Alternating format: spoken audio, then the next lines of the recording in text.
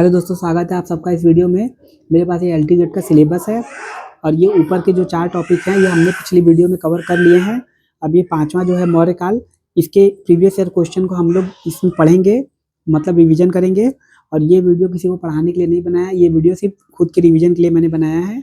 तो इसमें जो 5वां टॉपिक है मौर्य काल, ये काफ़ी बड़ा है तो हम लोग इसको 2 पार्ट में करेंगे। पहले पार्ट में हम लोग 200 क्वेश्चन को कवर करेंगे। तो चलिए इस वीडियो को शुरू करते हैं। और पीछे के टॉपिक आपको पढ़ना है तो आप मैंने इसके पीछे के 4 टॉपिक की वीडियो बना के इसी वीडियो में डाले हुए हैं चैनल में, आप उसको जाके देख सकते हैं।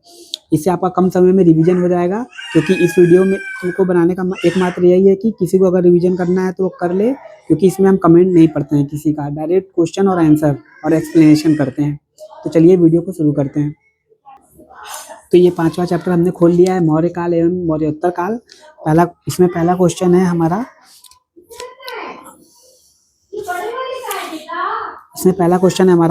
परिहारों यानी राजकीय मांगों और दावों से छूट का उल्लेख इनमें से किसमें है? तो यह गौतमी पुत्र सातकर्णी के एक अभिलेख से हमें राजकीय मांगों और दावों से छूट का उल्लेख मिलता है।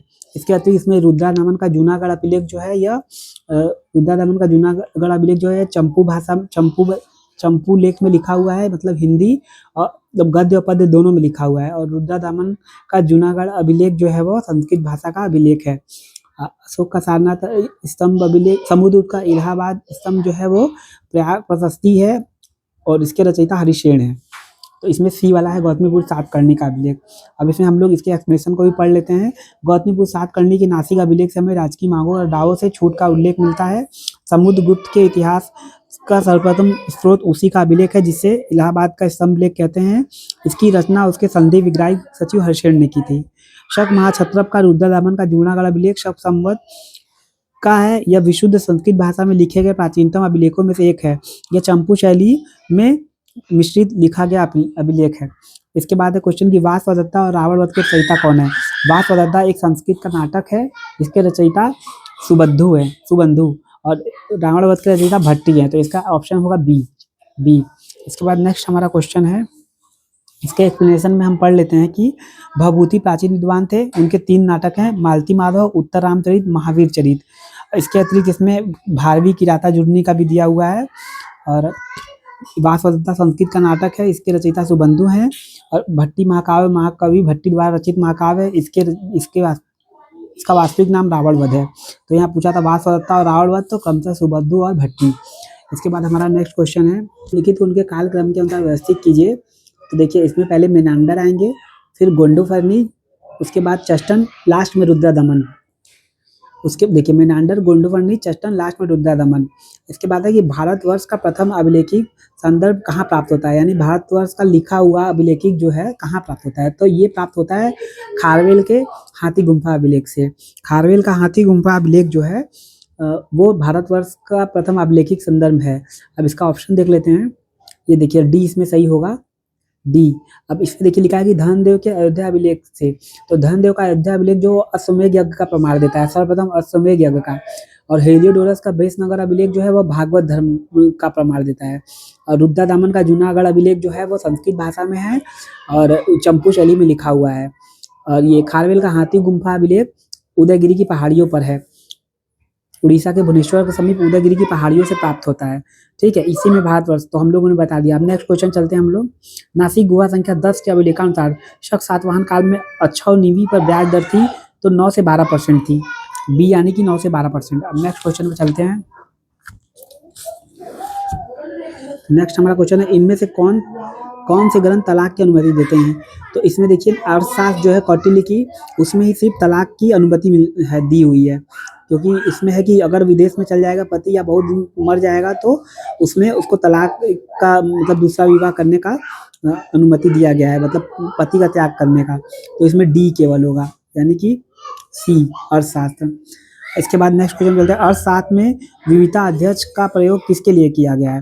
तो देखिए इसमें विविधता अध्यक्ष चारग्राहों का अध्यक्ष के लिए किया गया है, वाणिज्य के लिए पंड्याध्यक्ष किया गया है। और इसमें देखिए पंड्याध्यक्ष वाणिज्य के लिए, सूराध्यक्ष आबकारी विभाग के लिए, सूनाध्यक्ष बूचड़ खाने के लिए, गणिका अध्यक्ष गणिकाओं के लिए, हस्ती अध्यक्ष हाथियों के लिए, विविधता अध्यक्ष चारगाहों के लिए। उसके बाद आइए कौटिल्य का अर्थशास्त्र द्वारा नियुक्त कितने अध्यक्षों की उल्लेख करता है। तो इसमें देखिए 27 होना चाहिए, लेकिन आयोग ने हटा दिया है कि मतलब 25 या 26 या 27 ऐसा ही था, तो कंफर्म नहीं था किसी बुक में, आयोग ने ये क्वेश्चन डाला था, हटा दिया है। तो अगर आएगा तो हम लोग 26 मारेंगे, अगर 26 होगा तो। इसके बाद अमरावती स्तूप का मूल रूप से किस काल में स्थापित हुआ? तो यह सातवाहनों के काल में स्थापित हुआ अमरावती स्तूप, सी यानी कि सातवाहन। नेक्स्ट हमारा डाईमेकस एक राजदूत सीरिया से किसके दरबार में भेजा गया था? तो डाईमेकस एक राजदूत सीरिया से बिंदुसार के दरबार में भेजे। ये बहुत इंपॉर्टेंट क्वेश्चन है कि डाईमेकस किसके दरबार में आया था? बिंदुसार के दरबार में आया था। बिंबिसार पे नहीं जाना है आपको, बिंदुसार पे। डाईमेकस एक राजदूत सीरिया का बिंदुसार के दरबार में आया था। ये देखिए यूपीटीजीटी, डीट्रिपल एलटी ग्रेड, यूपीसीएस एलटी, इसके बाद ये हर जगह पूछा हुआ है। तो सी यानी कि बिंदुसार। अब नेक्स्ट क्वेश्चन है हमारा, हाँ, बिंदुसार को अमित्र घात या अमिट चेट्स कहते हैं। इसके बाद है अग्नि मंदिर की प्राप्ति कहाँ हुई है? तो ये सुर्ख कोतल में हुई है। इसके बाद हमारा नेक्स्ट क्वेश्चन है, मौर्य काल में सन्निधाता का अर्थ होता है? तो मौर्य काल में सन्निधाता का होता है राजकोष और भंडार गृह का प्रमुख अभिरक्षक। ए। निम्नलिखित में किस शासक के सिक्कों पर रोमा नाम लिखा है और रोमन वेशधारी इस देवी की आकृति है? तो हुइश प्रथम। इसके बाद है कि हुइश के सिक्कों पर अहुरमाद देवता का संबंध था, तो पारसी देवता था वो, पारसी देवता, डी। इसके बाद आइए नेक्स्ट क्वेश्चन पे, चंद्रगुप्त मौर्य के प्रारंभिक जीवन का विवरण प्रस्तुत किया गया है। तो महावंश टीका जो कि है उसमें चंद्रगुप्त मौर्य के प्रारंभिक जीवन का वर्णन किया गया है, बी यानी कि महावंश टीका। इसके बाद नेक्स्ट क्वेश्चन चलते हैं, इसको मिलाना है। तो देखिए इसको हमने ट्रिक्स याद किया है, वासु भूमि नारायण सुमर्सन, यानी पहले वासु भूमि फिर नारायण फिर सुमर्सन। तो देखिए इसमें बी यानी कि 1 3 2 4, यानी कि 1 3 2 4, यानी वासु भूमि नारायण सुसरमन। अब नेक्स्ट क्वेश्चन में चलते हैं। एक यहाँ पे देखिए क्वेश्चन लिखा है, सुंग वंश के अंतिम शासक देवभूति की हत्या कर वसुदेव ने कर्ण वंश की स्थापना की। तो कर्ण वंश में कुल 4 शासक थे, तो उनको हम इसी ट्रिक से याद करेंगे, वासु भूमि नारायण सुसरमन। इसके बाद नेक्स्ट है हमारा, ओशो प्रकार की मुद्रा किसने चलाई? तो ओशो प्रकार की मुद्रा कनिष्क ने चलाई, और ओशो शिव भगवान को या बौद्ध को प्रतीक करता है। ओशो भारतीय देव शिव और बौद्धों को यानी बुद्ध को प्रतीक करता है।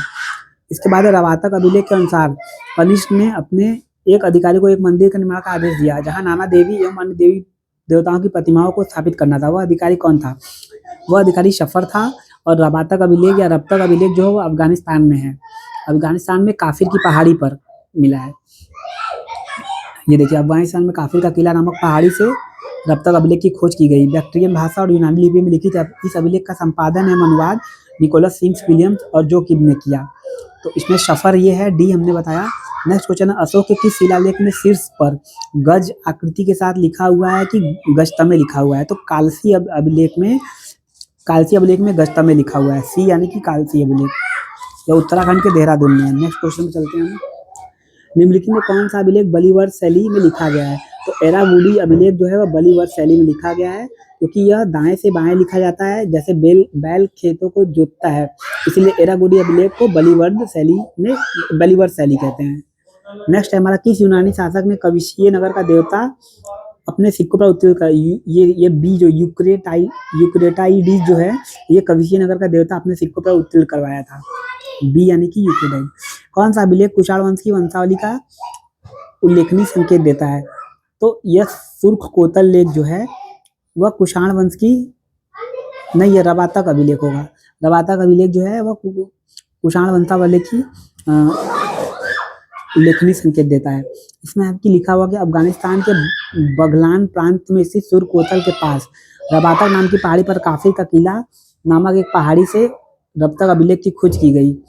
बैक्ट्रियन भाषा और यूनानी लिपि में इस लेख का प्रथम संपादन अनुवाद निकोलस सिम्स विलियम्स और जो किब ने किया। रवातक अभिलेख प्रथम अभिलेख है जिसमें कुषाण शासकों की वंशावली दी गई है। इस अभिलेख में कनिष्क काल के सफर नाम के अधिकारी का भी वर्णन है। इसके बाद है कि भारतीय लेखों और चित्रों युक्त सिक्कों का प्रचलन सबसे पहले इंडो ग्रीक ने करवाया था, इंडो ग्रीक द्वारा करवाया गया था। नेक्स्ट है हमारा, कौन सा प्राचीन भारतीय राज्य 7 अंगों में शामिल? अब इसमें देखिए, स्वामी अमात्य जनपद, ये एक लाइन से हैं, उसके बाद दुर्ग, कोस, दंड, मित्र, तो युवराज नहीं है, तो यहाँ पे हो जाएगा सी, यानी कि केवल ए बी सी, यानी स्वामी, अपाच, जनपद, यानी डी नहीं हुआ। इसके बाद नेक्स्ट है हमारा क्वेश्चन, सम्राट अशोक का 7वां लेख कहाँ पाया गया है? तो दिल्ली का टोपरा स्तंभ जो है वो सम्राट अशोक का 7वां अभिलेख है, और फिरोज शाह तुगलक ने इसको दिल्ली का टोपरा स्तंभ, फिरोज शाह की लाड, भीमसेन की लाड, दिल्ली की सिपाही लाड कहा है, फिरोज तुगलक ने इस स्तंभ को मीरान जरीन स्वर्ण स्तंभ कहा है। इसके बाद हम लोग नेक्स्ट क्वेश्चन पे चलते हैं, भद्रबाहु से चंद्रगुप्त मौर्य को जोड़ने वाला प्रमाण पूरा लेख विधा साक्ष्य है। भद्रबाहु ने चंद्रगुप्त मौर्य को सवर्ण बेलगोला ले आके संलेखना विधि द्वारा मतलब प्राण त्यागे थे चंद्रगुप्त मौर्य ने, वह जैन धर्म से संबंधित, मतलब जैन धर्म को मानने वाले थे। इसके बाद है मेघसनी द्वारा उल्लिखित एस्टिनोमोई अधिकारी का संबंध किससे था? तो नगर के अधिकारी थे एस्टिनोमोई। इसके बाद है देखिए यहाँ पे जो इम्पोर्टेंट दिया है कि मेघसनीन ने क्या क्या कहा था, तो सवर्णिक यानी टकसाल का प्रमुख अधिकारी, प्रदेष्टा यानी फौजदारी न्यायालय का प्रमुख अधिकारी, व्यवहारिक यानी दीवानी न्यायालय का मुख्य न्यायाधीश, रूप दर्शक यानी सिक्कों की जांच करने वाला प्रधान अधिकारी, एग्रोनोमोई यानी जिले एवं सड़क का निर्माण का प्रमुख अधिकारी। अब नेक्स्ट है कि मौर्य काल में समाहर्ता का अर्थ था, तो समाहर्ता का आकलन एवं संग्रहण प्रभारी का अधिकारी होता था समाहर्ता, सी यानी कि आकलन और संग्रहण करता। फिर देखिए यहाँ पे दोहराया हुआ है कि समाहर्ता यानी राजस्व विभाग का अधिकारी, सन्निधाता यानी कोषाध्यक्ष, प्रदेष्टा यानी फौजदारी न्यायालय का न्यायाधीश, व्यवहारिक यानी दीवानी न्यायालय का न्यायाधीश। इसके बाद नेक्स्ट है हमारा, निम्नलिखित में से कौन सा अधिकारी अपने प्रांत के जिलों के संग्रहण को नियंत्रित करता था? तो इसमें है सन्निधाता।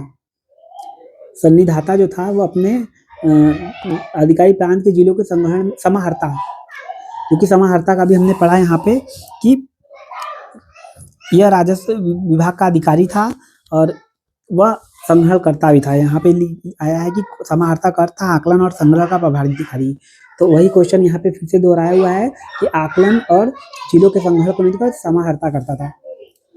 अब यहाँ पे फिर से हम पढ़ेंगे, समाहर्ता यानी राजस्व विभाग का अधिकारी, सन्निधाता कोषाध्यक्ष, सेनापति यानी युद्ध विभाग का मंत्री, युवराज यानी राजा का उत्तराधिकारी, प्रदेष्टा यानी फौजदारी न्यायालय का न्यायाधीश, और व्यवहारिक यानी दीवानी न्यायालय का मुख्य न्यायाधीश। लेखन के आधार पर निम्नलिखित अशोक स्तंभ में कौन सा सबसे प्राचीन था? तो लेखन के आधार पर सबसे प्राचीन रुम्मनदेही अभिलेख था जो नेपाल में था। रुम्मनदेही अभिलेख जो है उसमें ये सब लिखा हुआ है कि अपने शासन के 20वें वर्ष में अशोक जो है वो नेपाल बुद्ध के, जहाँ पे बुद्ध पैदा हुए थे वहाँ गया था और वहाँ का कर माफ कर दिया था। 20 साल बाद दुम्नी आया था, वहाँ पे उसने अर्चना की और गांव के धार्मिक कर माफ कर दिए थे। उसके बाद अशोक का अभिलेखों में दिखता है कि राज्ञाएं संपूर्ण राज्य में मानी जाती थी केवल एक भाग को छोड़कर, तो पूर्वी भाग को छोड़कर, क्योंकि पूर्वी भाग में अशोक के अभिलेख नहीं मिले हैं। अब हम नेक्स्ट क्वेश्चन पे चलेंगे। किस शिलालेख में अशोक अपने को पियदसी लाजा मगधे कहता है? तो भाब्रू शिलालेख में अभिषेक अपने को पियदसी लाजा मगधे कहता है। इसके बाद है कि सम्राट अशोक ने महाराष्ट्र में बौद्ध धर्म के प्रचार हेतु किसे भेजा? तो महाधर्म रक्षितों को अशोक ने महाराष्ट्र में बौद्ध धर्म के प्रचार के लिए भेजा। अब इसमें देखिए यहाँ दिया हुआ है महाधर्म रक्षिते ने महाराष्ट्र में भेजा था। महेंद्र संहिता श्रीलंका में ये हमेशा पूछा जाता है। उसके बाद मध्यम हिमालय देश ये भी पूछा जाता है। सोन तथा उत्तरा सुवर्ण भूमि, तो आपको सारा पढ़ लेना है वीडियो रोक के। और उसके बाद हम नेक्स्ट क्वेश्चन में चलते हैं। निम्नलिखित में किस स्थान पर 4 सिंह युक्त शीर्षक प्राप्त की गई? तो सांची के स्तूप से। बी यानी कि मध्य प्रदेश में सांची का स्तूप रायसेन जिले में है। सांची का शहर यह अशोक द्वारा बनवाया गया है। धातव्य है कि सांची से 4 सिंह युक्त शीर्षक की प्राप्ति हुई है। ये 4 सिंह पीठ सटाए हुए बैठे हैं। इन सिंहों के नीचे दाना चुगते हुए हंस दर्शाए गए हैं। नेक्स्ट हमारा क्वेश्चन है मौर्य प्रशासन में कूपाध्यक्ष। देखिए मौर्य प्रशासन में भी कूपाध्यक्ष इस तरीके के मंत्री प्रभारी रहते थे। कूपाध्यक्ष यानी वन का संसाधन, वन संपदा का अधिकारी। इसके बाद देखिए यहाँ पे पंड्याध्यक्ष यानी वाणिज्य का हम लोगों ने पीछे पढ़ा। उपाध्यक्ष यानी वन संसाधन, पौध यानी मापतौल, सीधाध्यक्ष यानी राजकीय भूमि का अध्यक्ष, विविधाध्यक्ष यानी चारगाहों का अध्यक्ष, मुद्राध्यक्ष यानी पासपोर्ट अधिकारी। अब अशोक के किस शिलालेख में कारुवाकी और पुत्र तीवर का उल्लेख मिलता है? तो रानी का शिलालेख, रानी कारुवाकी का उसमें वर्णन मिलता है। इसको साम्राज्ञी शिलालेख भी कहते हैं। रानी का शिलालेख ही, पुत्र और तीवर का उल्लेख भी उसी में मिलता है। तो देखिए लिखा है साम्राज्ञी अभिलेख या रानी का शिलालेख। इसकी खोज कैम्बर्ट बर्ड द्वारा की गई। यह अशोक की रानी कारुवाकी के दान पुण्य का उल्लेख भी करता है। इसके बाद नेक्स्ट है चरक किस शासन का समकालीन था? तो कनिष्क का समकालीन था चरक। चरक विशुद्ध के पुत्र थे और ऋषि वैशंपायन के शिष्य थे। इसके बाद नेक्स्ट हम लोग चलते हैं, रुद्रदमन का कौन सा अभिलेख चंद्रगुप्त द्वारा पश्चिम भारत में स्वराष्ट्र के विलय को प्रमाणित करता है? तो रुद्रदमन का जूनागढ़ अभिलेख आपको पता है, संस्कृत भाषा में लिखा हुआ है चंपू शैली में। देखिए लिखा हुआ है अभिलेख संस्कृत में लिखा हुआ है चंपू शैली में और गद्य पद्य दोनों में लिखा हुआ है। नेक्स्ट हमारा क्वेश्चन है, निम्नलिखित में से कौन मौर्य साम्राज्य का एक विशिष्ट क्षेत्र नहीं है? तो डेक्कन क्षेत्र जो है वो मौर्य साम्राज्य का एक विशिष्ट क्षेत्र नहीं है। अंतिम महान मौर्य शासक संप्रति इनमें से किस धर्म के संरक्षक थे? तो वह जैन धर्म के संरक्षक थे। इसके बाद है अरुण यवन साकेतम अरुण यवनो मध्यकाम, यह महाभाष्य में लिखा हुआ है। शुंग काल के यवन आक्रमण के बारे में यह महाभाष्य में लिखा है। महाभाष्य किसके द्वारा रचित है? महाभाष्य पतंजलि द्वारा रचित है। इसके बाद है क्षत्रप रुद्रदमन की पुत्री का विवाह सातवाहन नरेश वशिष्ठी पुत्र पुलमावी से होना किस अभिलेख में सूचित होता है? तो कन्हेरी अभिलेख में यह सूचित होता है कि क्षत्रप रुद्रदमन की पुत्री का विवाह सातवाहन नरेश वशिष्ठी पुलमावी से होना सूचित होता है। नेक्स्ट क्वेश्चन है हमारा, यहीं पे नीचे देखिए सातवाहन शासकों में सही क्रम में मिलाना है। तो देखिए सिमुक पहले आएंगे क्योंकि सिमुक ने सातवाहन वंश की स्थापना की थी। इसके बाद आएंगे वशिष्ठी पुत्र, उसके बाद आएंगे गौतमीपुत्र सातकर्णी प्रथम, लास्ट में आएंगे गौतमीपुत्र सातकर्णी, यानी बी लास्ट में होना चाहिए। देखिए बी लास्ट में किसमें है? तो ये डी वाला ऑप्शन जो है उसमें, यहाँ पे ए दिया हुआ है। अभी हम फिर से देख लेते हैं, सातकर्णी प्रथम, अच्छा ए यहाँ पे लास्ट में आया है तो ए वाला, बी तो लास्ट में है तो बी मतलब कि ए, यहाँ बी के बाद ए आएंगे, मतलब कि वशिष्ठी पुत्र श्री पुलुमावी जो है वो बाद में आएंगे। अब हम लोग नेक्स्ट क्वेश्चन पे चलते हैं, कौन सा कथन सत्य नहीं है? कनिष्क के काल में कुषाण साम्राज्य का विस्तार गंगा नदी घाटी मालवा तक फैला था, ये तो सही है। कनिष्क के संबंधित रवाता का अभिलेख पश्चिमी उत्तर प्रदेश से नहीं, ये रवाता का अभिलेख जो है कनिष्क से संबंधित अफगानिस्तान में मिला है, जिसमें सफर नाम का जो अधिकारी था उसको उन्होंने नाना देवी मंदिर बनाने का आदेश दिया था। देखिए बी यहाँ पे है, अफगानिस्तान में मिला हुआ है रवाता का अभिलेख। अब निगलित मौर्य प्रशासन में सन्निधाता किस विभाग का? तो कोषाध्यक्ष था, कोषागार, बी सन्निधाता यानी कोषागार। उसके बाद निम्नलिखित में अभिलेखों में अकाल से निपटने के लिए इसमें अभिलेखों में अकाल से निपटने के उपायों का उल्लेख है। तो सोहगोरा और महास्थान में ही ये 3 और 4 में ही केवल अकाल से निपटने का है, सी यानी कि 3 और 4 में से। नेक्स्ट क्वेश्चन है हमारा, अशोक का समकालीन मिस्र का शासक कौन था? तो अशोक का समकालीन मिस्र का शासक टालमी लिथि फिडाल्स था। इसके बाद नेक्स्ट है हमारा, मौर्यकालीन कौन सी प्रकार की भूमि राज्य की आय की मुख्य स्रोत थी? सीता भूमि जो थी वो राज्य के आय की मुख्य स्रोत थी। इसके बाद नेक्स्ट हमारा, पाटलिपुत्र को तहसील जोड़ने वाला मार्ग मौर्यों की देन था। किसने कहा था भारतीय तो किसी का बुरा करते नहीं बुरा सहन करते हैं? तो मेगस्थनीज ने कहा था। मेगस्थनीज ने यह भी कहा था कि भारतीय लिखना पढ़ना नहीं जाते हैं, भारतीय लिखना नहीं जानते हैं, और मेगस्थनीज की बुक का नाम इंडिका है। सेल्यूकस निकेटर का राजदूत था, भारत भ्रमण का वर्णन किया है। उसी ने कहा था कि भारत में न तो भारतीय किसी का बुरा करते थे न किसी का बुरा सहते थे। नेक्स्ट हमारा क्वेश्चन है, मेगस्थनीज के अनुसार इसमें से किस शासक ने सबसे पहले नौसेना स्थापित करने का प्रयास किया था? तो चंद्रगुप्त मौर्य ने सबसे पहले नौसेना स्थापित करने का प्रयास किया था। नेक्स्ट हमारा, सेल्यूकस की पुत्री किस पुत्री से चंद्रगुप्त ने विवाह किया था? तो हेलिना से किया था, और इसके बदले में उसे अपने कुछ राज्य देने पड़े थे, और चंद्रगुप्त मौर्य ने उसे हाथी दिए थे। चंद्रगुप्त मौर्य ने सेल्यूकस को 500 हाथी उपहार में दिया था, और उसके पहले कोका हेमा यानी काबुल, कांधार, हेरात और जेड्रोसिया काका हेमा, ये चारों राज्य जो हैं वो चंद्रगुप्त मौर्य को मिले थे। इसके बाद अशोक स्तंभ पर उल्लिखित अधिकांश अभिलेख किस लिपि में गए हैं? तो ब्राह्मी लिपि का अधिकांश, सबसे पहले ज्यादातर ब्राह्मी लिपि में ही मिला है। तो अशोक का देखिए ए यानी कि ब्राह्मी लिपि। अब नेक्स्ट हमारा क्वेश्चन है, अच्छा यहाँ एक पॉइंट यहाँ पे दिया हुआ है कि 2 ही शिलालेख ऐसे हैं जो खरोष्ठी लिपि में है, शाहबाजगढ़ी शिलालेख और मानसेरा शिलालेख। तक्षशिला और कांधार वाले यूनानी और अरामाइक में लिखे गए हैं। चंद्रगुप्त मौर्य इनमें से किन जैन भिक्षु के साथ बने? तो भद्रबाहु के सदस्य बने थे। भद्रबाहु ने ही ले आके उनको संलेखना विधि यानी संथारा विधि द्वारा प्राण त्याग करवाया था। नेक्स्ट क्वेश्चन है हमारा, निम्नलिखित में कौन सी लिपियों को अशोक ने शासन में पूरे मौर्य साम्राज्य में समान रूप से अपनाया? तो ब्राह्मी लिपि जो है वही है। इसके बाद है मौर्य ने सेल्यूकस निकटों को किस शासक के शासनकाल में हराया था? तो बिंदुसार के शासनकाल, चंद्रगुप्त मौर्य के शासनकाल में हराया था सेल्यूकस निकटर को। डी यानी कि चंद्रगुप्त मौर्य।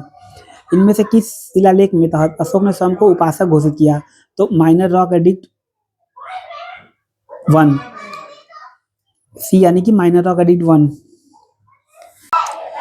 नेक्स्ट क्वेश्चन है हमारा, भारतीय पुरालेख से संबंधित अधोलिखित कथनों को पढ़िए। खरोष्टी लिपि जो कि दाएं से बाएं लिखी जाती थी, मुख्यतः प्राचीन भारत के गांधार क्षेत्र में व्यवहृत थी। गुप्त ब्राह्मी का विकास सिंधुमादिका नामक लिपि में हुआ। जेम्स प्रिंसेप ने प्रियदर्शी नाम से जारी किए गए अभिलेखों के शासक के रूप में मौर्य शासक अशोक की पहचान की। तो ये तीसरा कथन गलत है। जेम्स प्रिंसेप ने अशोक के अभिलेखों को तो पढ़ा था, लेकिन उन्होंने प्रियदर्शी नाम से अशोक को नहीं पहचाना था। उन्होंने श्रीलंका के शासक तीस से उसकी मतलब पहचान की थी। बाद में विलियम जोन्स ने बताया कि यह टर्नर ने बताया कि यह प्रियदर्शी जो है वो अशोक हैं। इसके बाद नेक्स्ट हमारा क्वेश्चन है, व्यापारी एक स्थान से दूसरे स्थान माल लेकर जाते थे, समूह में चलते थे, इसे सार्थ कहा जाता था। सी यानी कि सार्थ, सी। नेक्स्ट हमारा, कौन अशोक मौर्य द्वारा बौद्ध धर्म के प्रचारार्थ नहीं भेजा गया था? तो महिष नहीं भेजा गया था। रक्षित, धर्मरक्षित और महादेव भेजे गए थे। नेक्स्ट है हमारा, मौर्य साम्राज्य एक अत्यंत केंद्रीय राज्य था। विशाल मौर्य साम्राज्य प्रांतों में विभक्त था जो समान राजकुमार द्वारा शासित थे। हाँ, ये दोनों कथन सही है और सही व्याख्या है। देखिए ए यानी कि ये दोनों सही है और सही व्याख्या है। नेक्स्ट हमारा क्वेश्चन है, सुमेलित करना है यवन सा। अब इसमें देखिए मगध जो था वो साइरिन का था और टॉलमी जो था वो फिडेल्फिया यानी मिस्र का शासक था। तो बी का 3 और डी का पहला हो जाएगा। इसमें देखिए किसमें है, डी का पहला ये रहा और एंटिया मतलब टॉलमी यानी बी का तीसरा ये यानी डी वाला सही है। नेक्स्ट हमारा, निम्नलिखित में कौन सा मौर्य काल में भूमि संबंधी भाग कर नहीं था? तो इसमें देखिए शुल्क जो था वो सीमा शुल्क था, भाग, बलि और उदक जो थे वो कर थे। मतलब कि भाग भूमि कर था, बलि जब कुछ यज्ञ वज्ञ करते थे उस समय देते थे, और उदक भी उदक कर था, कृषकों द्वारा कृत्रिम सिंचाई का प्रबंध करने वाला कर था। इसके बाद नेक्स्ट हमारा है, अशोक के मुख्य स्तंभ लेकर उत्तर भारत में प्राप्त हुए थे। उसके बाद 6 स्तंभ लेख हैं जो 7 स्तंभों पर प्राप्त हुए, नहीं 7 स्तंभ लेकर जो 6 स्थानों पर प्राप्त हुए हैं। ये कथन उल्टा लिखा हुआ है, तो ये यहाँ पे बी वाला जो है वो असत्य है। तो बी वाला देखिए ए सी डी यानी कि ए सी और डी यानी बी वाला असत्य है। नेक्स्ट है हमारा कि मिलान करना है। तो कुरुंची देखिए पर्वतीय क्षेत्र है, मरुतम जो है वो नदी भूभाग है, मूल्य जो है वो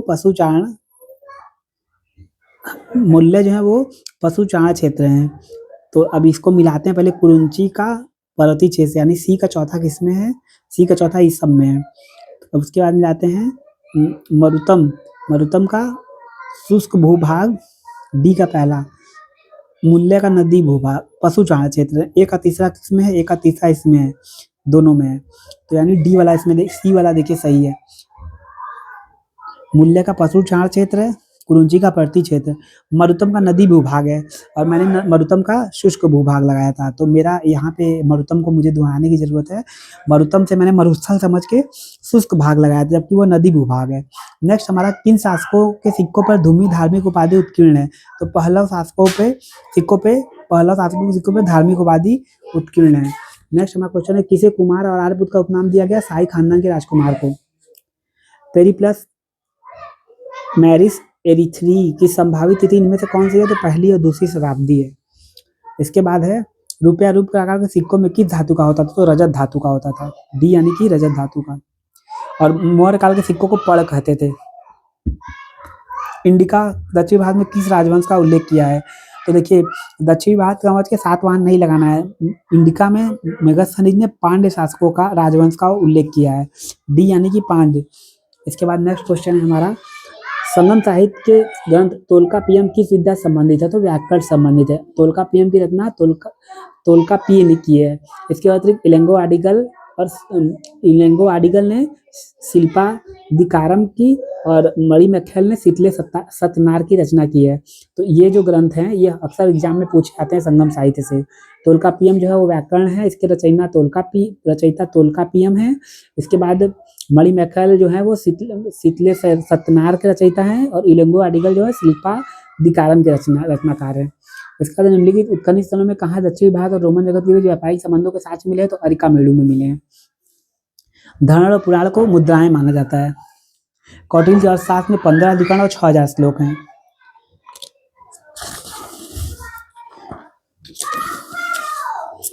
देखिए अब इसमें उपविभागों में कौन सा मेल सही नहीं है, तो हम यहीं पे याद कर लेंगे इसको।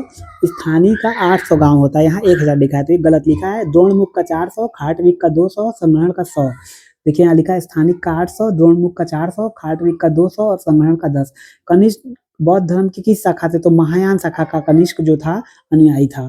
कनिष्क के शासन काल में चौथी बौद्ध संगीति हुई थी, उसी में हीनयान और महायान शाखा में बटा था। कनिष्क ने जो चौथी बौद्ध संगीति करवाई थी उसमें वसुमित्र जो था वह कनिष्क का कश्मीर कुंडलवन में हुआ था। वसुमित्र और अश्वघोष उसमें अश्वघोष उपाध्यक्ष था और अध्यक्ष था वसुमित्र। अश्वघोष ने बुद्ध चरितम और विभाषा शास्त्री रचना की थी। अब आइए किस अभिलेख में पुष्यमित्र द्वारा 2 अश्वमेध यज्ञ का संपादन का उल्लेख मिलता है। जहां अश्वमेध यज्ञ का संपादन का उल्लेख मिलेगा तो धनदेव का अयोध्या अभिलेख है वो बी। इसके बाद है शिल्पादिकारम, अभी पीछे बताया इलेंगो आडिगल। इसके बाद है कि इसमें बताना है कि कौन सा सत्य है। तो देखिए इसमें हम पढ़ेंगे संगम साहित्य बंग सबसे पुराने संग्रहों में से एक है, तो ये तो सच है। पूर्ण भाग जैसे सौर कविताओं को संकलित किया गया है, तो ये यही डाउट लग रहा है। देखते हैं बी यानी कि 1 2 4 यानी तीसरा जो है गलत है कि आगम कोटि के शासकों की प्रशस्ति से। हाँ ये आगम कोटि के शासकों से नहीं संबंधित है, तो उसमें पूछना था सत्य कौन है, तो 1 2 और 4 सत्य, यानी 1 2 और चौथा सत्य है। अब आइए निम्नलिखित क्वेश्चन चलते हैं। जितनी जमीन में एक हाथी लेट सकता है उतनी जमीन 7 आदमियों का पेट भर सकती है। यह कथन प्राचीन भारत के किस क्षेत्र से संबंधित है, तो यह कावेरी डेल्टा से संबंधित है। सी यानी कि कावेरी डेल्टा। किस पुस्तक में चंद्रगुप्त मौर्य को सकल जम्बूद्वीप का स्वामी कहा गया है, तो महावंश में सकल जम्बूद्वीप का स्वामी कहा गया है। मुद्रा राक्षस में उसे मतलब नीचे कुल का बताया गया है। और महावंश देखिए बी यानी कि महावंश ग्रंथ में। नासिक और कार्ले की गुफाएं सातवाहनों के शासनकाल में थी, डी। इसके बाद है वाग्भट का अष्टांग हृदय किससे संबंधित है, तो आयुर्वेद से संबंधित है अष्टांग हृदय। इसके बाद है कि भाट्टिप्रोलु अभिलेख में किस धातु से निर्मित था। भाट्टिप्रोलु अभिलेख किस धातु से निर्मित था, तो चांदी से निर्मित था। इसके बाद निम्नलिखित कौन सा ईसापुर युग में प्राचीन भारतीय इतिहास की एक घटना नहीं है, तो इसमें खारवेल चतुर्बौद्ध संगीति जो थी वो प्राचीन भारतीय इतिहास की एक घटना नहीं थी, ईसापुर से पहले नहीं हुई थी वो। विक्रम संवत का आरंभ होगा इसमें। चतुर्बौद्ध संगीति तो हुई थी ईसापुर, सी यानी कि चतुर्बौद्ध संगीति। इस क्वेश्चन में मुझे डाउट था। इसकी टीजीटी 2016 में ये पूछा हुआ क्वेश्चन है कि कौन सा ईसापुर में प्राचीन भारतीय इतिहास की एक घटना नहीं थी, तो चतुर्बौद्ध संगीति का कनिष्क के शासनकाल लगभग 78 ईस्वी माना जाता है, इसलिए चतुर्बौद्ध संगीति होगा। इसके बाद नेक्स्ट हमारा मेगास्थनीज का मूल ग्रंथ लुप्त हो गया है। उसके विवरणों की जानकारी हमें कुछ परावर्ती यूनानी लेखकों द्वारा दिए गए उदाहरणों से मिलती है, तो ये पांचों जो हैं पांचों से ही मिलती है। एरियन, जस्टिन, स्ट्रेबो, डायोडोरस और प्लूटार्क। तो 1 2 3 4 5। इसमें चंद्रगुप्त मौर्य के शासनकाल में पाटलिपुत्र का शासन समिति द्वारा संचालित था, उसके सदस्यों की संख्या 30 थी। ओडिशा के भुवनेश्वर के निकट हाथी का धौली शिल्प किससे संबंधित है। हाथी का धौली शिल्प मौर्य काल से संबंधित है। नंद वंश के बाद मगध पर किस शासन ने शासन किया, तो नंद वंश का अंतिम शासक घनानंद था, उसकी हत्या करके चंद्रगुप्त मौर्य गद्दी पर बैठा 322 ईस्वी में। अर्थशास्त्र में उल्लिखित सप्तांक की अवधारणा में निम्नलिखित कौन सा शामिल नहीं है, तो देखिए इसमें स्वामी लिखा है, स्वामी, अमात्य, दुर्ग, कोष, मित्र, दंड, प्रेक्षा नहीं है, सी नहीं है। नेक्स्ट है हमारा निम्नलिखित में कौन सा सही कालक्रम में है, तो देखिए हर्यक तो पहले आएगा, इसके बाद आएगा मौर्य, फिर कुषाण, फिर गुप्त। गुप्त के बाद तो मौर्य आएगा नहीं, हर्यक के बाद मौर्य आएगा, तो ये वाला बी वाला सही है। निम्नलिखित मूर्ति कलाओं में कौन सा मौर्य काल से संबंधित नहीं है? तो मौर्य काल से संबंधित नहीं है मथुरा में खड़े बुद्ध। नेक्स्ट क्वेश्चन चलते हैं। प्रशस्ति का अर्थ है राजा की स्तुति। केवल एक ही शिलालेख जिसमें अशोक ने करारोपण की बात की, यानी कर हटाने की बात की, तो रुम्मदेही स्तंभ जो है उसी में उन्होंने वहां से जाके लुम्बिनी पे जो कर थे उसको हटा दिया था, माफ कर दिया था या 1/8 कर दिया था, 1/8 कर दिया था। निम्न में कौन सा मौर्य काल का पुरातात्विक संदर्भ नहीं है? तो चित्ती दूसर मुद्भांड जो है वो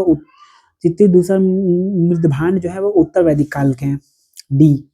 निम्न में कौन सा साक्ष्य मौर्य काल के इतिहास से संबंधित नहीं है? तो फिर इसमें चित्ती दूसर मुद्भांड आएंगे, बी। इसके बाद निम्नलिखित में जेम्स प्रिंसप ने ब्राह्मी को पढ़ा, तो 1837 में पढ़ा था। अशोक के अभिलेखों को पढ़ने वाला प्रथम यही था, जेम्स प्रिंसेप। इसने दिल्ली का टोपरा स्तंभ पर उत्कृष्ट ब्राह्मी लिपि का सफलतापूर्वक पढ़ना किया था। उसी में उसने देवनागरी प्रियदर्शी की पहचान श्रीलंका के शासक तीस से कर डाली थी। अशोक का अभिलेख तो पढ़ा था लेकिन अशोक की पहचान नहीं की थी, श्रीलंका के शासक की पहचान की थी। इसके बाद आइए, चंद्रगुप्त मौर्य और सेल्यूकस निकेटर के बीच संघर्ष की पहचान लगभग 305 ईसा पूर्व। किस प्राचीन भारतीय राजवंश में पहली बार शूद्रों द्वारा राज्य के स्वामित्व वाली भूमि किसानों को बसने के रूप में सहायता प्रदान की गई? तो ये थे मौर्य। इंडिका के लेखक मेगास्थनीज हैं। ग्रीक राजाओं द्वारा पाटलिपुत्र में 3 राजदूत भेजे गए, तो उनमें उनके नाम थे मेगास्थनीज, मेकस और डायनोसिस, डी। इसके बाद कश्मीर में श्रीनगर किसने बसाया था? तो अशोक ने बसाया था। कश्मीर में श्रीनगर था, नेपाल में ललित पाटन नामक नगरों की स्थापना मौर्य सम्राट अशोक ने की थी। इसके बाद है कि बिंदुसार के शासनकाल में अशोक को जिस अंचल का शासन के लिए दिया गया था वो तक्षशिला और उज्जैनी दोनों का दिया गया था। इसके बाद है देखिए डी, यानी कि ए और बी दोनों। अर्थशास्त्र की वह ग्रंथ अर्थशास्त्र की ग्रंथ की विषय वस्तु क्या है? तो राज्य एवं शासन नीति है। नेक्स्ट हमारा मौर्य वंश के ठीक बाद किस वंश ने शासन किया? तो शुंग वंश ने शासन किया। इसके बाद हमारा नेक्स्ट निम्नलिखित में कौन से मौर्य शासक आजीवक मत का समर्थक था? तो दशरथ जो था वो आजीवक मत का समर्थक था।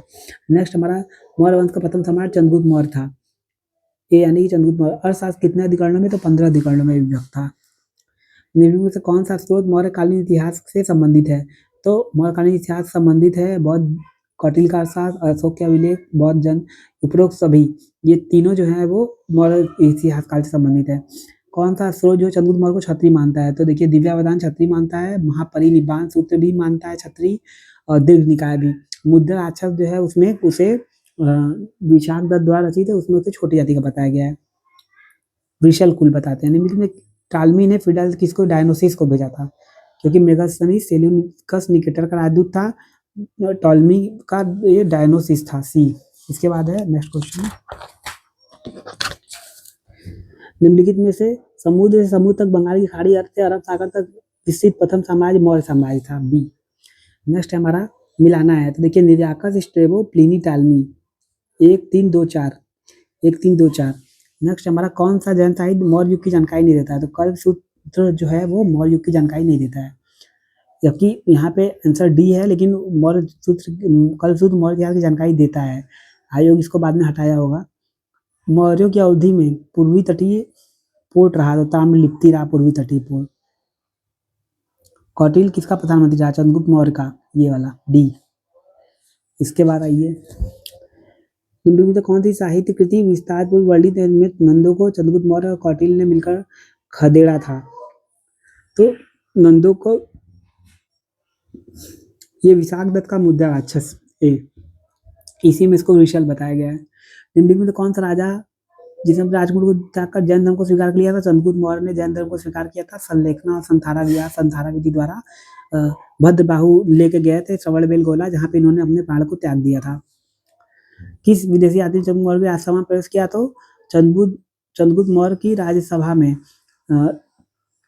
विदेशी यात्री था मेगास्थनीज। मौर्य काल में भूमि की दर 1/4 से 1/6 थी। प्राचीन भारत की यात्रा करने वाले मुस्लिम विदेशियों में पहला कौन आया था? तो पहला था मेगास्थनीज। निम्न में कौन सा कंटक शोधन संबंधित था? तो न्यायपालिका। कालानुक्रम में इन लोग को लगाना है। तो अभी हम लोग लगाया था कि प्लिनी टालमी एरियन स्ट्रैबो, यानी Strabo Pliny Ptolemy Arrian 4-3-2 Strabo Ptolemy 2 Arrian पहले आएगा, इसके बाद स्ट्रैबो फिर टालमी फिर Pliny, Arrian Strabo Pliny Ptolemy. इसके बाद है कि अर्थशास्त्र के अनुसार कर्मचारियों का अधिकतम न्यूनतम वेतन का अनुपात क्या था, तो 48,000 यानी 60 पर मिलता था, वार्षिक वेतन 48,000 था। उपाध्यक्ष यानी वन संपदा, संनिधाता यानी कोषागार, पंड्याध्यक्ष यानी वाणिज्य विभाग, पौध यानी मापतौल। तो देखिए पौध यानी मापतौल यहाँ दिया हुआ है, संनिधाता यानी कि कोषागार का अध्यक्ष, और उपाध्यक्ष यानी वन संपदा का अध्यक्ष, पंड्या यानी वाणिज्य का अध्यक्ष। नेक्स्ट है हमारा चंद्रगुप्त मौर्य की राजधानी थी पाटलिपुत्र। कौन सा चंद्रगुप्त मौर्य का साम्राज्य तमिलनाडु नहीं शामिल था। मौर्य साम्राज्य के पतन का संभावित कारण था विशाल सैन्य वाहिनी के रखरखाव में होने वाले खर्च और अधिकारियों का प्राप्त वेतन एवं जमीन बंदोबस्त होने में, यही सी वाला जो है यही सी वाला। इसके बाद मेगास्थनीज कौन था, तो सेल्यूकस निकेटर का राजदूत था, डी। नेक्स्ट क्वेश्चन है हमारा यूनानीगंज में चंद्रगुप्त मौर्य को क्या कहा जाता है, सैंड्रोकोट्स कहा जाता है। चंद्रगुप्त मौर्य अपने जीवन में अंतिम वर्षों में जैन साधु के द्वारा दक्षिण भारत चला गया था। वह जैन साधु का नाम भद्रमुनि था, भद्र बाबू। इसके बाद है मौर्यकालीन राजकीय मुद्रा को पड़ कहते हैं। चंद्रगुप्त मौर्य के लिए विशाल शब्द का मुद्रा अक्षर में किया गया है, सी यानी कि मुद्रा अक्षर में। निम्नलिखित में चंद्रगुप्त मौर्य के शासनकाल में सौराष्ट्र का प्रांतीय गवर्नर था पुष्यगुप्त। कौन सा कथन सही है, तो इसमें है कि चंद्रगुप्त मौर्य ने खारवेल को पराजित किया, लेकिन यह कथन कहीं भी मिला नहीं है, कहीं लिखित नहीं है, दोनों की तिथियों में अंतर है। कौन मेगास्थनीज एवं वलिद मौर्य साम्राज्य के 7 वर्णों में सम्मिलित नहीं थे, तो देखिए दास जो थे वो नहीं थे, योद्धा कृषक शिल्पकार थे, ये यानी कि दास। इसके बाद है वह हिंसा जिसको चंद्रगुप्त मौर्य ने पराजित किया वह कहाँ शासन कर रहा था, सीरिया में शासन कर रहा था, मकदूनिया का शासक था ना। एक मिनट, सीरिया का सेल्यूकस निकेटर था ना, सीरिया ही होगा, बी सेल्यूकस। इसके बाद आइए निम्नलिखित में कितने, तो ये कौटिल्य ने किया था कि जो भिक्षु बन जाते हैं पत्नी बच्चों को त्याग के, तो ये कौटिल्य ने किया था। निम्नलिखित में किस राजवंश के शासक सीरिया पश्चिमी राजनाथ संबंध थे, मौर्य राजवंश के। इसके बाद है कि चंद्रगुप्त मौर्य ने 6 लाख सैनिक की सहायता से भारत पर आक्रमण का अधिकार कर लिया था, यह कथन प्लूटार्क का था। इसके बाद सौरभेगोला स्थित है, कर्नाटक में स्थित है। मेगास्थनीज मौर्य के आस्थान के रूप में आया था, तो दूत के रूप में आया था, सेल्यूकस के राजदूत के रूप में, बी। नेक्स्ट है हमारा, इसमें देखिए फिर मिलाना है, तो स्थानिक पहले आएगा क्योंकि स्थानिक में 800 गांव आते हैं, फिर द्रोणमुख, फिर कावर्तिक, फिर संग्रहण लास्ट में आएगा, यानी सी वाला सही है। इसमें रूप दर्शक, तो रूप दर्शक रुपया का, मुद्रा इंस्पेक्टर, बी। इसके बाद देखिए आगे आंकड़ा अध्यक्ष उपाध्यक्ष यानी वन संपदा, पंड्याध्यक्ष यानी वाणिज्य विभाग का, पौध यानी मापतौल। तो देखिए उपाध्यक्ष और पौधवाध्यक्ष मिलाया हुआ है, पंड्याध्यक्ष का वाणिज्य विभाग का, आंकड़ाध्यक्ष का खनिज विभाग का। 1 का 3 देखिए किसमें है, इसमें और इसमें है। बी का 2 किसमें है, बी का 2 इसमें है। 1 का 3 बी का 2 मिल गया, डी वाला सही है, डी वाला सही है। इसके बाद कौटिल्य के अनुसार स्थानिक एक प्रशासन 800 गाँव की इकाई थी, 800 गाँव की। मौर्य साम्राज्य में रिपोर्टरों को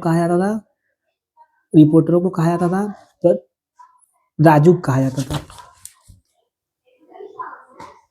रिपोर्टरों को प्रतिवेदक कहा जाता था। राजुक मैंने गलत बता दिया, राजू को न्याय करने के लिए लगे होते थे। राजू जनपद का प्रमुख अधिकारी से राजस्व का अधिकार भी रखता था। मेगास्थनीज के लेखन में एग्रोनोमोई जो थे वह नगर के अधिकारी, तो स्टेनोमोई थे जिले के अधिकारी होंगे, एग्रोनोमोई, सी। इसके बाद है श्रेष्ठी शब्द यानी श्रेणी के अध्यक्ष। जालसाजों का संदर्भ भी किया कौटिल्य ने, क्योंकि मुद्रा जो है वो अगर जालसाजी लोग उसको बना के करने लगेंगे तो कौटिल्य ने अर्थशास्त्र में अपने शासन के बारे में बताया हुआ है, अपने नहीं मतलब शासन के बारे में। ए मौर्य काल के समय कंटक शोधन न्यायालय का फौजदारी का होगा ना, ये मुख्य न्यायाधीश प्रदेष्टा, ये यही प्रदेष्टा होगा क्योंकि फौजदारी न्यायालय का प्रमुख ये था, तो डी होगा इसका।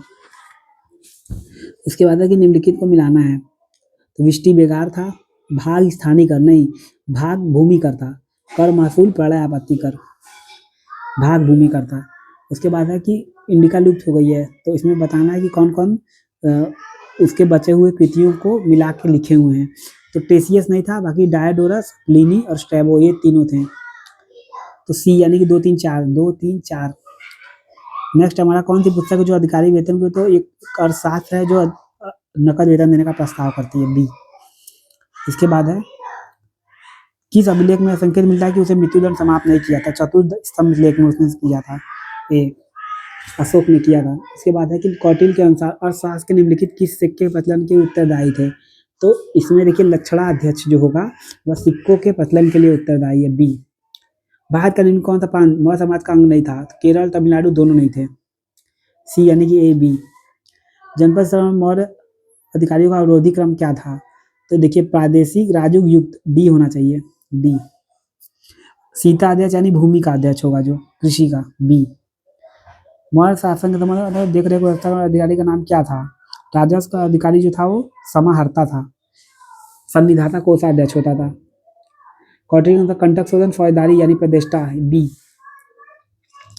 सम्राट अशोक न्याय करने के लिए किस प्राधिकारी की नियुक्ति की थी, तो न्याय करने के लिए राजकों की नियुक्ति की थी, बी।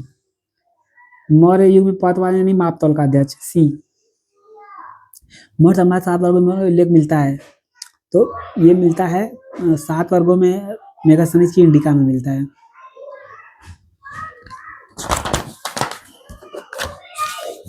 नेक्स्ट क्वेश्चन में कौटिल्य करने वाली संस्था शब्द का प्रयोग है, तो गुप्तचर व्यवस्था से, बी।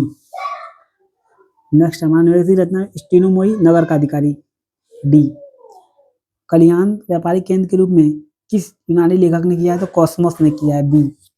निम्नलिखित में भारतीयों को लेखन कला ज्ञान नहीं था, ये मेगास्थनीज ने कहा है, डी। इसके बाद है सौराष्ट्र अंचल में संसाधन व्यवस्था पर्याप्त ध्यान दिया, तो ये डी इसका है कि सभी ने दिया था। इसके बाद है निम्नलिखित में कौन सा अभिलेखों के विषय में सही है, तो ये देखिए इसमें लिखा हुआ है कि 3 स्तंभ लेख जो है फिरोज शाह तुगलक को मिले थे, लेकिन इसको 2 मिले थे, फिर दिल्ली का टोपरा स्तंभ मिला था और पहला मिला था दिल्ली मेरठ का। निम्नलिखित कौन सा अशोक द्वारा जारी नहीं किया गया था, तो इसमें है जूनागढ़ का अभिलेख, ये रुद्रा दमन का अभिलेख है, ए। नेक्स्ट है हमारा उत्तरापद को मिलाना है, तो देखिए कलिंग का तो तोसाली है राजधानी, उसके बाद है दक्षिणापद का सुवर्ण है सुवर्णगिरी, उत्तरापद का है तक्षशिला, मध्य का है पाटलिपुत्र, मध्य का देखिए मध्य का पाटलिपुत्र है, कलिंग का तोसली पहले ही बता दिया, उत्तरापद का तक्षशिला, दक्षिणापद का सुवर्णगिरी। अशोक की देवनागरी प्रदर्शी में पहचान करने वाला अभिलेख किस स्थान से प्राप्त किया गया था, मास्की में सर्वप्रथम मास्की अभिलेख जो है उसमें अशोक को सर्वप्रथम देवनागरी प्रदर्शी के रूप में पहचान किया गया था, मास्की अभिलेख में। इसके बाद है कि अभिलेख अशोक के अभिलेखों के संबंधित कथनों पर विचार कीजिए, वे ताम्रपत्र उत्कीर्ण है या अशोक की वंशावली, दोनों कथन गलत हैं, डी। न तो एक सही है न, क्योंकि वो ताम्रपत्र नहीं वो शिलालेख पे लिखे गए हैं।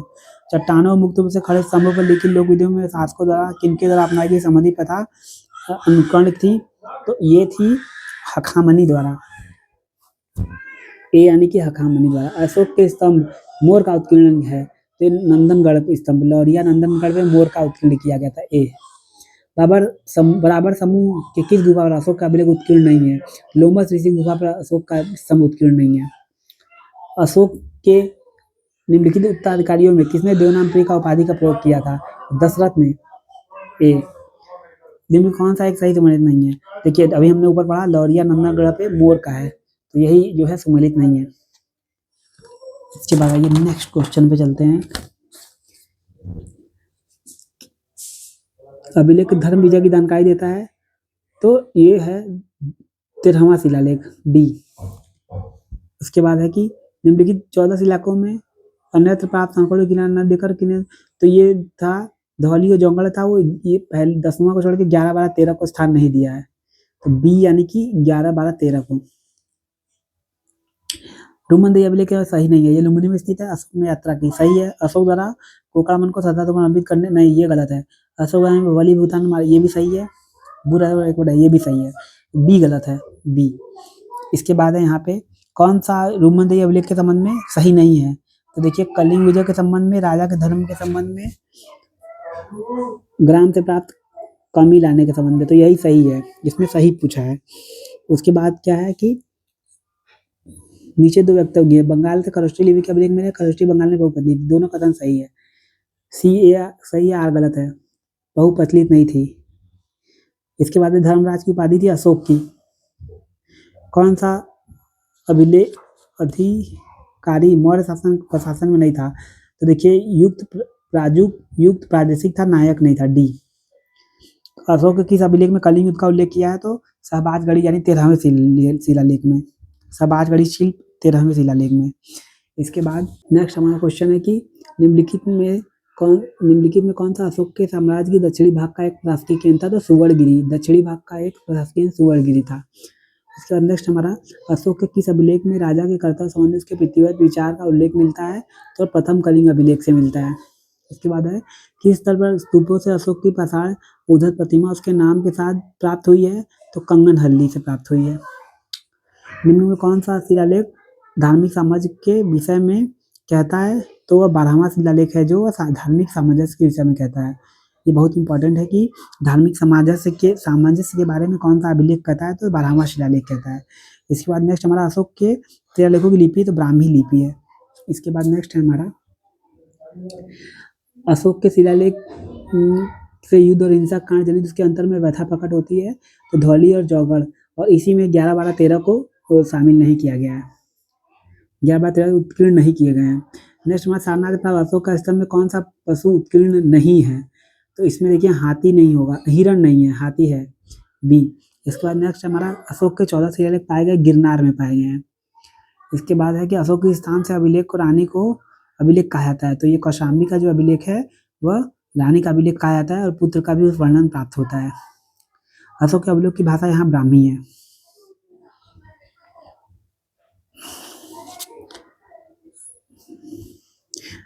लिपि ब्राह्मी है और भाषा प्राकृत है, डी, सॉरी।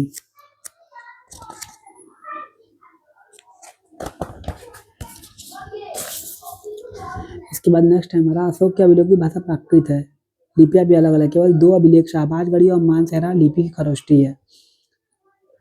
शहबाजगढ़ी 13वां है, मानसेहरा नहीं पता। इसके बाद अशोक के किस शिलालेख में से कलिंग विजय का 13वें में मिलता है? वही शहबाजगढ़ी में, जो कि खरोष्ठी में है। 200 क्वेश्चन हो गए हैं। अब हम लोग इसके आगे नेक्स्ट वीडियो में जब पढ़ेंगे तो ये सेकंड पार्ट में इसके बाकी क्वेश्चन को करेंगे। उसमें 150 क्वेश्चन अभी और इस टॉपिक के बचे हुए हैं।